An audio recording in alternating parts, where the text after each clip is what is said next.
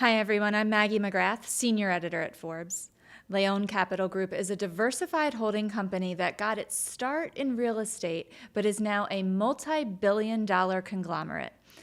But the story of its founder is even more impressive. It is a story of ingenuity and innovation and resilience, and that founder, Fernando De Leon, is here with us today. Fernando De Leon, thank you so much for being here. Thanks for having me, Maggie. So you are an entrepreneur, and the earliest seeds of entrepreneurship, I love this about your story, goes back to when you were a teenager. Can you talk about how you drew on your entrepreneurial spirit in the aftermath of losing your father? I grew up in South Texas, on the border with Mexico, and I was bilingual, so I spoke both English and Spanish. And the first time I had an opportunity to use that was as a translator. So there had been a trade agreement signed with between Canada, the United States, and Mexico, and there was a lot of development of businesses in all three countries. I was helping American real estate developers set up shop in Mexico, and I would help them translate. I would help them maneuver around zoning and entitlements and permitting and things like that, and became pretty good at it. And I also kind of learned how to interact with people of all kinds of cultures, all views, and that was the beginning of my sort of entrepreneurial journey. But you were 13 when you were doing this, right? Just to paint a picture for us? I was a kid. I was young. My father had just passed away, as you mentioned, and so it was kind of a rough go.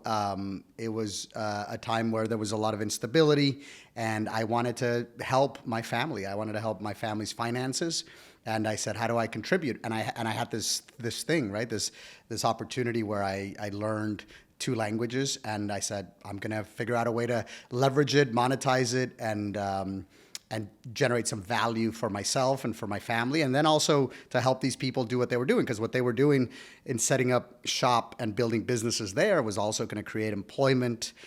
So it was a win-win-win for everybody. What did the developers you were working with say when this 13-year-old kid walks in? Were they skeptical, or did they immediately see the value proposition? No, that's interesting. It's taking me back to when I was there in that moment, and yeah, of course they were looking at me like, what is this kid doing? But I was the bridge, right? There were people that didn't understand what the developers were saying, and I was trying to bridge it. And language is interesting. It's not just like words that you're translating; it's concepts that you're translating. You're translating culture and body language, and so that's an interesting thing for a 13 or 14-year-old kid to learn, because it allows them to become adept at other things, at understanding why people are doing the things they're doing. So what I was really doing as a translator was going back and forth between 2 frames, 2 viewpoints that 2 people had grown up with, right? One was from one country and the other one was from New Hampshire, and that person from New Hampshire was coming to another country to do business, so that they had to articulate a vision, and I had to help them do that. So it was complicated.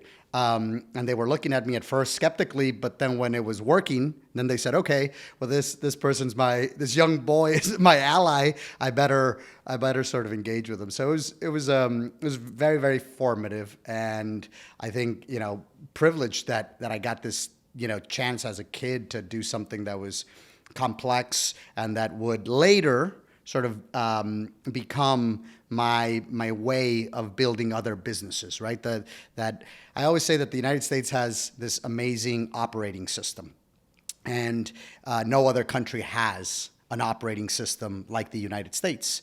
And what I was doing was contrasting them. I was contrasting people and systems, and then I was saying, okay, this is how things get done. Did you realize you were developing those skills in the moment at the time, or was it only in college and in the aftermath you looked back and saw the seeds that you had planted? I think, if I'm being fair, I think I probably realized it once I was older. I think a little bit of like that movie with Karate Kid, right, where Daniel's son is waxing the car or painting the fence, and he doesn't realize that he's training to become a fighter, but he's doing these things that later manifest themselves into really great skills in fighting.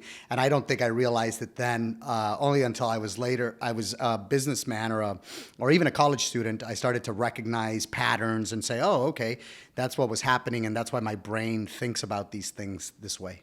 So you went to college, you graduate, you got a job at Goldman Sachs, but you eventually decided that it was not for you. Why not? And then what did you do next? You know, why I left South Texas and I went to college, and college was pretty formative. I mean, I really spent a lot of time thinking about human behavior, reading a lot of the great philosophers. Before my father passed away, he would sort of challenge me with history and the great philosophers, and I was. My siblings were much older than me. They were 10 to 16 years older than me. So my dad sort of thought I was one of them. I was he treated me like I was one of the older boys or siblings, and so I think I was challenged early. So when I went to college, I sort of went back and retraced some of those learnings. So I think it was really formative. And I spent a lot of time studying behavioral economics and biology, evolutionary biology. Spent a lot of time thinking about that. And I wanted to go to Goldman because I felt like that was a place where financial markets were manifesting all human behavior. So I said, the end point of the way people do things is about capital. If you make good decisions, capital grows. If you make bad decisions and you behave poorly, capital is destroyed. And so I kind of thought about Goldman Sachs as this great place where I could learn from human behavior and philosophy to learn about investing through the lessons I had taken both as a child, as a translator, and then also in college. So it was kind of a perfect place. But you're right, I was not a very good employee. And so, really what somebody told me there was, hey, someday you may become a client of Goldman Sachs, but today you're not a very good employee, so you got to go find something else to do. So I had to go find something else to do. And was that something that you decided to build yourself? So I mean, I was 25, 26 years old when I started Leon Capital, and I left New York, came back to Texas, and I didn't want to go back home because it was too small.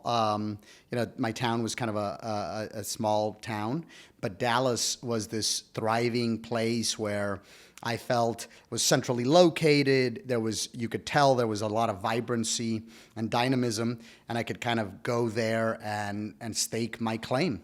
And so I did that, and I set up shop in Dallas in around 2004, 5-ish. And that's where the business was built. So you started Leon Capital with real estate. What was the specific opportunity you identified at the time? When you start a business, you don't have anything. You don't have money, right? I mean, a lot of entrepreneurs can relate to this. You just have an idea and you're trying to, force it on the world to agree with you. And I didn't have a lot of capital. I had a little bit of savings, but that was about it. So what I did was I created options contracts. Essentially, I would find a piece of land, and I would say, okay, if this piece of land is zoned for residential uses or agricultural uses, and I rezone it to residential uses, then the value of that land will increase. But I didn't have enough money to buy the land, so I would option it. I would create a contract that would allow me to buy it, 6 months from now. And my purchase price was, say, $1 million. And if I changed the value of that piece of land through the rezoning process, then in theory it could be worth $2 million. And so I would basically do the work of rezoning it and doing all of that diligence, and then find a home builder. Usually it was a large publicly traded home builder who would say, hey, I have a need for that land with the new zoning designation that you have found. And they would buy it from me at the marked up price. And so I would create an arbitrage without having to shell out any capital, which I didn't have anyway. So I would create this value proposition, and that gave me ARB. And that's how I made the first amount of capital that began sort of a snowball effect. So necessity really was the mother of invention there. You had no capital, so you had to create it for yourself. It was necessity, and it was yeah, exactly. I mean, I couldn't say it better. Now, does that remain your investment thesis, or have you evolved your philosophy over the years? Well, we've grown capital, and we've compounded capital for a long period of time. I mean, since call it 2016 to today, call it almost 19 or 20 years of investing, we took a very little amount of capital and we compounded it over and over. And that capital has grown at almost a 35% return every year for 19 years. And because of that, that becomes our capital foundation so that we can continue building businesses and growing them. But yeah, in a way, you're right. The DNA is always necessity. How do you fix a problem? Most of the businesses that we build are trying to solve a problem inside another business, and then they become self-sufficient, right? So I'll give you an example. In the real estate business, we were, kind of worried about the price of insurance. The price of insurance was increasing. Everybody in the country can relate to that. And it was it was getting more and more expensive and eating into our operating margins. So I said, why don't we build an insurance business that we can partake in some of those margins and then pass them on to our business units in real estate. And we did that. We built an agency business. We started recruiting folks. We built infrastructure. And then ultimately we were able to control that part of our supply chain a lot better. And it grew into a self-sufficient business. But we did it out of necessity. So yes, you're right. The DNA going back to, when you had to make something out of nothing, that's always been our story. That's interesting. So was that your first step outside of pure real estate insurance? I had this piece of real estate. I couldn't lease it. It was in a all right location, good demographics, but it was sort of a slightly dysfunctional space. So, we didn't have a lot of luck leasing it, and we really needed to lease it. So a dental group came and said, hey, we'd like to lease this, but we don't have any money. And I said, well, okay, I'll fund you some of the capital so you can get in there and start to do the work. And so we owned a little piece of it, and then we started learning about what was happening inside that dental clinic. And it was for pediatrics. So it was, children and young people that would go there for braces and dental services. And it was like great to see these families showing up for services that were basic. And we started to see that P&L grow and grow. And then I said, what, is this sort of recession resistant? Is it the type of business that can withstand any movements in the broader markets? And I sort of felt like, you would, as a family, fight to make sure that your family had good oral care, dental care. And so we decided it was a business going into, and after we funded the first one, we funded the second one in another piece of real estate. Again, necessity, because I needed to lease those pieces of real estate. And then that business grew into a fantastic story with 270 clinics today, a lot of M&A, a lot of organic growth, and we built it into a wonderful business with great partners and great operators. And piece about recession resistant is really interesting, because I'm thinking about my own family, and there were braces and there were teeth cleaning through the dot-com bubble burst, through the 2008 financial crisis. Yeah. That did not stop the standard of care. That's sort of my view on investing is, the way that you build a valuable business is you provide something of value to humanity. So I take a formulaic approach where I say, what is the total amount of people, how is it currently being done today? How can we do it better? And then if we do it better than the status quo, you multiply that by the number of people that you serve, and if they all agree with your product or your service, then you create value. And capitalism allows you a reward. It says if you do that and people, get value from what you sell them, then capitalism has this thing where it rewards you. And if you don't do it well, then it's natural selection. It ends.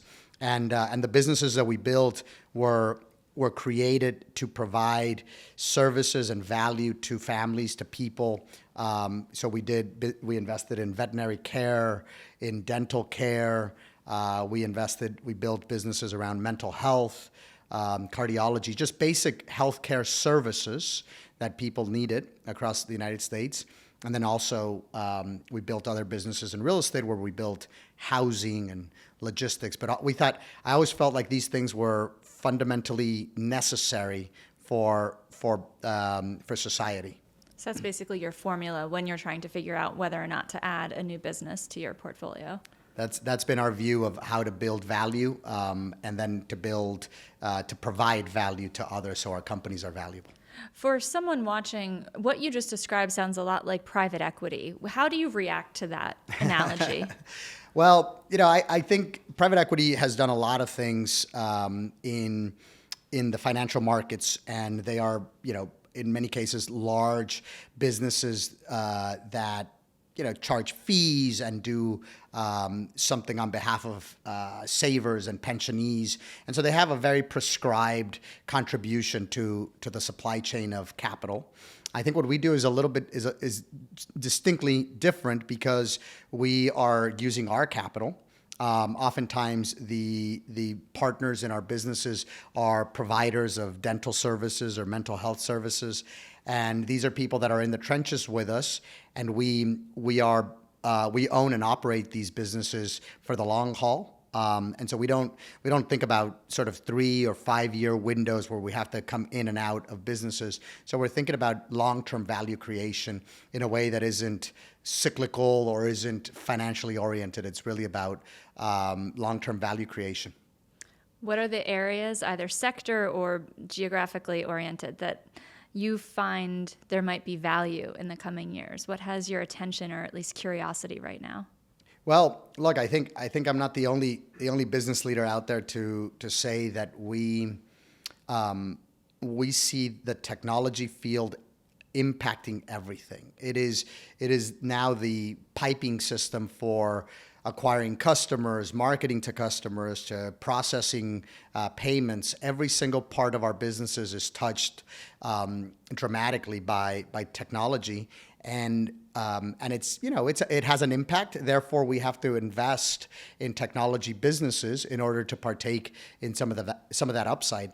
So I think as we look to the next 10 or 20 years, I think technology investing will become a much more substantial part of our holdings. And we've begun to make some inroads. We took some of our knowledge of the real estate business, for instance, to co-found a company called Crexi. That is a business that that participates in the commercial real estate industry, but does it through AI and technology, and provides services to about 5 million commercial real estate participants today. So like walking around New York City, all the empty storefronts, is Crexi the technology scanning those storefronts and listing them? The leasing broker that is leasing that space that you're describing will upload their listing for that space onto Crexi and get 4 or 5 million eyeballs to be able to see that space nationally. So you could be a nail salon that wants to expand from New Jersey to Manhattan, and you would see it on Crexi. Then the broker would be contacted, and they would be able to create that market between the leasing agent and the tenant that wants to take that space. So we do that on the leasing side. We do that also for sales. So much like Zillow is a listing service for residential real estate, Crexi is a listing service for commercial real estate. And then the big part of it today is data. We are scraping large pools of data across so much information in commercial real estate. We're aggregating it, synthesizing it, and then providing it to commercial real estate professionals so they can use that data in order to make decisions, investment decisions, leasing decisions, sales decisions, things like that. So as you're looking at opportunities, we are speaking in a moment, we have a new presidential administration with a lot of proposed policies, and something that's been in the news a lot are tariffs. Can you talk about, and I know you have diversified holdings, which probably protects you to a certain degree, but can you talk about how you look at some of these tariff proposals and what it could mean for your business? I don't think tariffs necessarily impact our business because everything that we do in the United States is most of what we do are services and things like that. We could see some impact from imports of lumber and things like that would impact the pricing of how we develop housing, things like that. But look, I think these are complicated questions that I think as long as the United States is providing or putting tariffs on things that we don't make. I think there are leveling a playing field across the world where American automakers and American companies can trade in Germany or Japan, where some of these, if you look at most of the economic system around tariffs came out of the Marshall Plan after World War II, where some of those policies were inherited after the Marshall Plan to protect the German and the Japanese economy. And they prevailed from 1945 to today. So I think it is relatively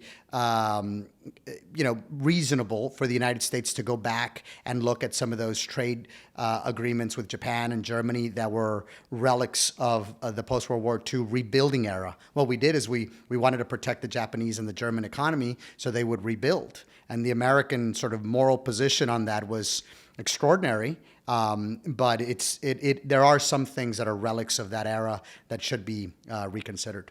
Oh, that's interesting. So you are not anticipating a major hit to your business then, depending on what I happens? I think some businesses may improve, some businesses may take a hit, but overall, I think the administration is right to reconsider all of our agreements across the globe, as long as they're sensible. I think there is a moment in time where these discussions need to be had, and I think it's reasonable to have them. And what about on immigration policy that, of course, can affect labor availability in the States? How do you think about some of the policies we're seeing there?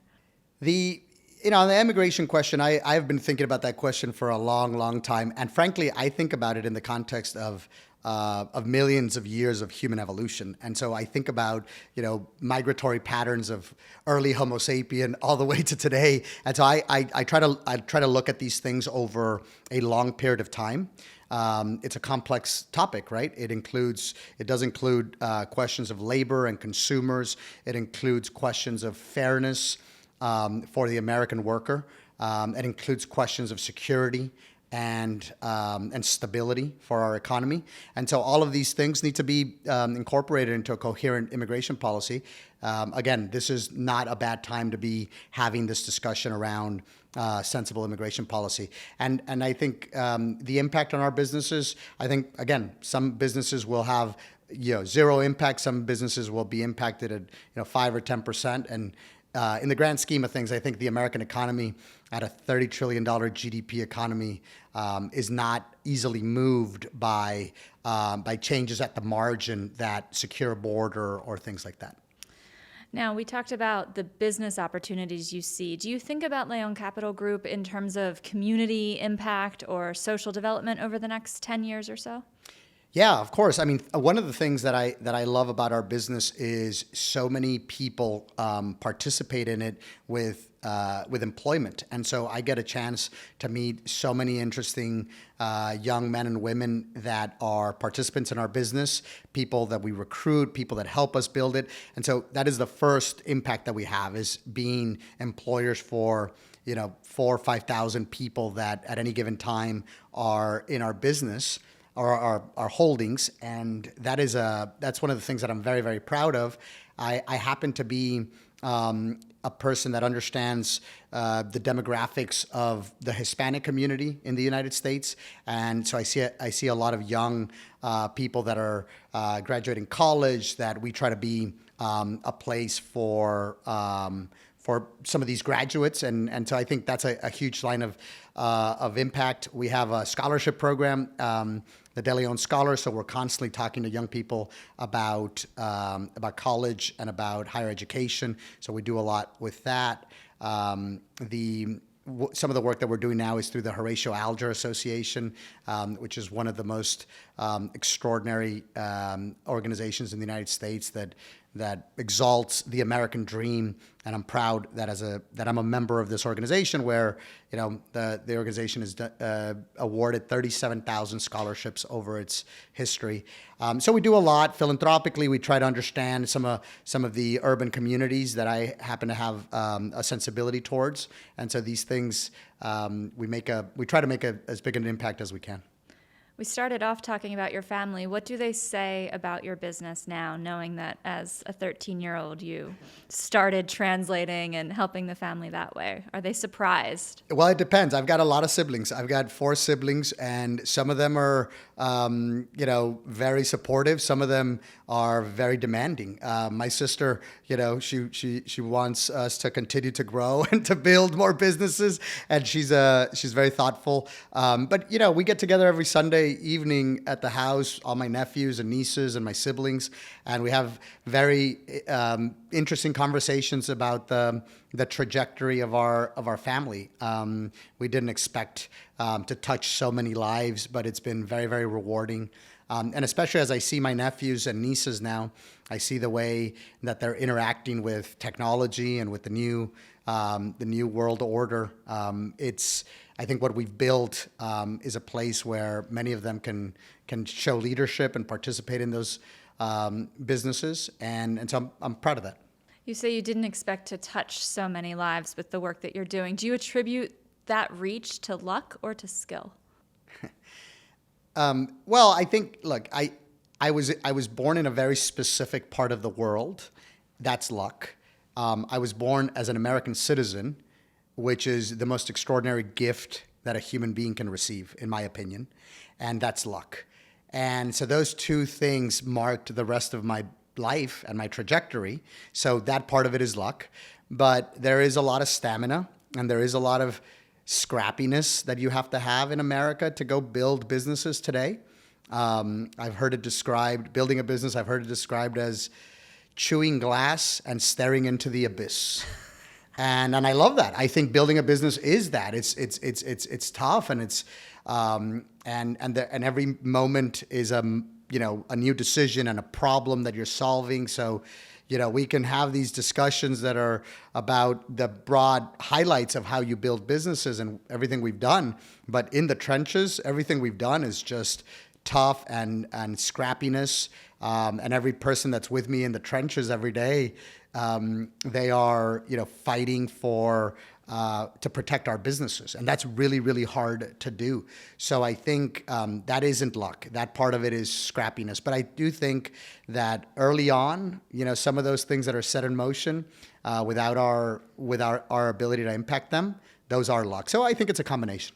I love that chewing glass and staring into the abyss as the analogy for building a business. So for folks who are either currently chewing glass or aspire to chew glass, so to speak, what is your number one piece of advice? Well, I think about doing that again, right? If I went and looked back at when I started, and I don't know if I would do it again, knowing all of the things that have come at me. I think it's a lot of pain and suffering, and so you gotta kind of embrace that fear.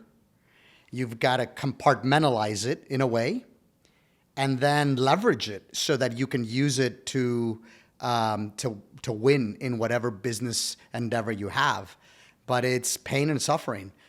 So if you're not open to that and you can't handle that, you should find another profession. And finally, if we were to speak 1 year from now, what would you hope to be able to report to us that you have accomplished, that your company has accomplished? If we can continue to recruit extraordinary people into our businesses, we will do very well. Our capital will continue to compound, but all of the people that are part of our network, whether they're investors or business managers or young people coming out of college that come in and join our teams to build companies, if we can be a place where people want to go work and put their talent and their effort in, then that is the way that you continue to compound capital.